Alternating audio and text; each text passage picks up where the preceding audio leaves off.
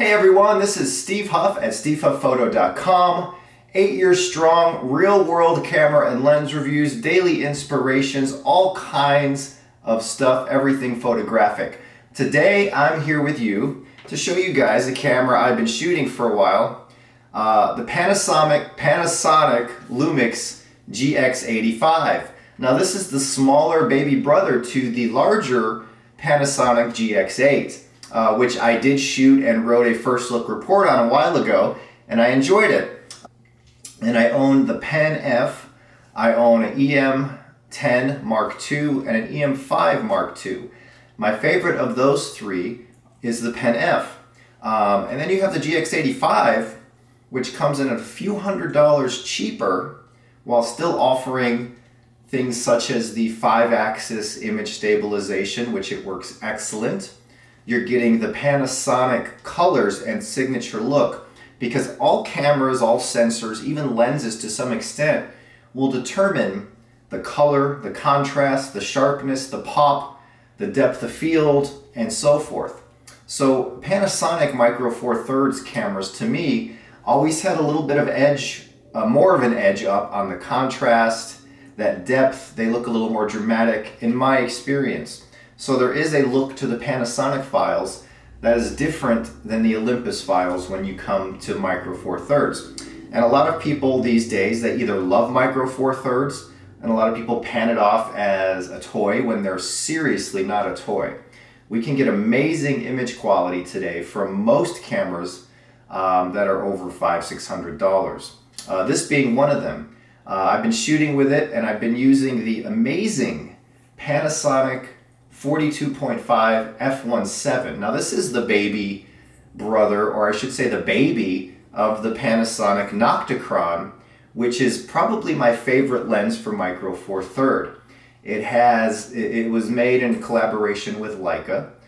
They use stunning glass. It's an 85mm equivalent, an f1.2 for light gathering, not depth of field.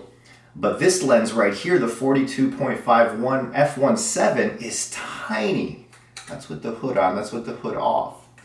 And it's sharp, and I see this as a competitor to the Olympus 45 f1.8.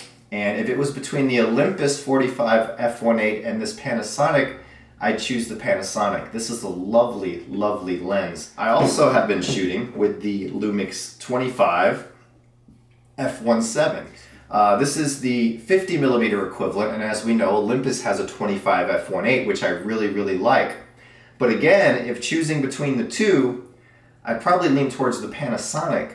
Their lenses seem to have, like I said, that deeper contrast, that little bit of color punch, the dramatic look to it, and I love this set of lenses right here. So we have a 50 and an 85 equivalent. What did I use for wide angle?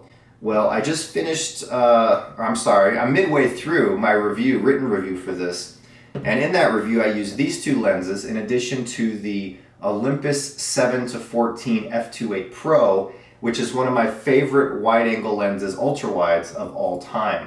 That is a stunning piece of glass. I highly recommend it to anybody who shoots Micro Four Thirds, whether that's Panasonic or Olympus.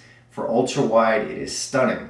But this camera handled everything I threw at it with ease. The focus was very quick. Now, we're not talking like, professional DSLR level speed focus here, but for Micro Four Thirds, it's about equivalent to the Pen F in my real world use. Of course, here at Steve Huff Photo, I don't do these scientific tests and all of that. Battery life seems great. I've been using it for days on the same battery charge, but I am a selective shooter. I don't machine gun spray, and most people don't these days anyway, from what I understand. The EVF is good. I will say the EVF in the Pen F is actually a better EVF, bigger, brighter, clearer. So if it's between something like the Pen F and this, I would take the Pen F if you have that extra $400 or $500 to put into a camera. Now if it's between this and something like the Olympus EM10 Mark II, I would take this. I do prefer this over the EM10 Mark II. I was never a huge fan of the EM10 Mark II, even though it's a lovely, highly capable camera. It's just a little small and for my liking. This has some heft to it. It actually feels very good. And while I felt the GX8 was a little too puffy and thick, this is a little on the small side, but I prefer this to even the GX8. So in a minute here, I'm going to show you guys a size comparison between this GX85 and a few other cameras. Let's see what I have around. Here's a closer look, and I'm just in a bedroom of my house. I don't rent a big office. I'm just a one-man operation, so you can check this out. There's my light. It's called the Social Light. I bought it on Amazon. It's pretty cool if you're shooting portraits with it. I'm going to do a review of that really soon, but so worth it. You can attach your camera in the middle of that, have someone in front, and you have just beautiful lighting that makes an improvement for portraits or whatever. I'm trying it out for this video right now. But here's the GX85, and I'm shooting this video with the Sony RX10 Mark III, in case anybody's wondering. This is the GX85. Let's find right here, put next to it. Next to it, the EM10 Mark II.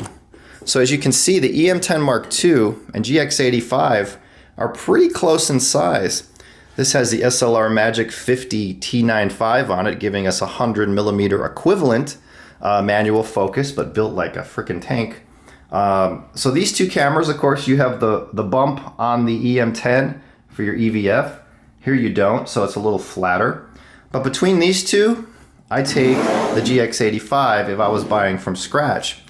So let's put it next to the Sony a6300. Now this is interesting because the a6300 has, let's go from this side where the light is, that would be smart. The a6300 has an APS-C size sensor. This is a micro four thirds size sensor. And yet the bodies appear to be the same size, but the Sony seems to be a little smaller. So which do you go in this direction? Now, if you want APS-C, I love the a6300. I have the 35 f1.4 on there right now. But if you want micro four thirds and something like this, you're going to pay less. This comes in at a couple $100 less, I believe, than the a6300. And of course, you have smaller lenses with micro four thirds. So this is a 42.5 f1.7. This is a 35 f1.4. Of course, that's a killer 35 f1.4. But between these two, you'd have to decide, do I want micro four thirds or do I want APS-C?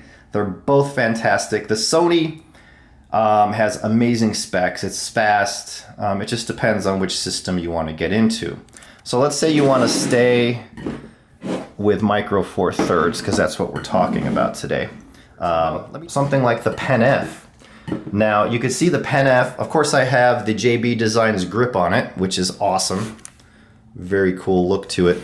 The Pen F is going to be a little bigger, a little more substantial in the hand, feel better, looks more retro, but it's also more money. You're talking $500 more for the Pen F. So again, if you have the funds and the money to spend a little more, I'd go with the Pen F. I prefer this over the GX85. The Viewfinder is beautiful in the Pen F, as is the operation, menus. You have to get used to Olympus menus. A lot of people, they're not used to them, so they don't like them. And I have the same issue with the Panasonic. I'm not used to them, so I'm not a fan, but it's all a matter of getting used to them. Let's throw another camera up in here. And people always ask me, what strap is on your camera? This is the Holdfast Gear Maven, and it's one of the most beautiful leather straps I've ever owned. It's soft, it's thick, it's pliable, it's comfortable on your shoulder, and it looks really cool. But you have something like the RX1R, which is like a $3,300 camera. Then you have a Pen F and a GX85. This is totally a different kind of camera, you know, so that's more like a Leica Q. But the GX85 could also throw in the A7R2. I just got cameras everywhere, don't I? Whew. All right, so the GX85, it's small, it's sleek, it's compact, it's quick. The IQ is stunning. The image stabilization works very well, the 5-axis. And you can see my full written review at stevehufffphoto.com. I feel the GX85 is priced right. I feel it's a worthy investment if you're someone looking to upgrade from a phone, a point and shoot, and you want to stay small, and you want to get something that's really high quality. The GX85 works well with these kind of primes, like the 25 and the 42. I think it's best to keep the smaller, lighter lenses on something like this. And if you go to something like a Pen F, like I have the 7 to 14 on there. But that's the Lumix GX85 by Panasonic. Thanks for watching. Check back. More videos are coming. More videos are on the way. I'm ramping up this channel over the next month of July. So expect to see all kinds of goodies. There's some new surprises coming to the site. I may be hiring on a writer who's very, very good, a reviewer, I should say. So you'll have my reviews as well as his.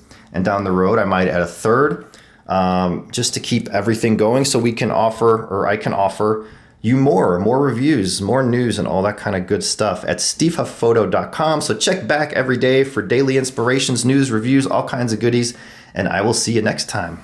Bye.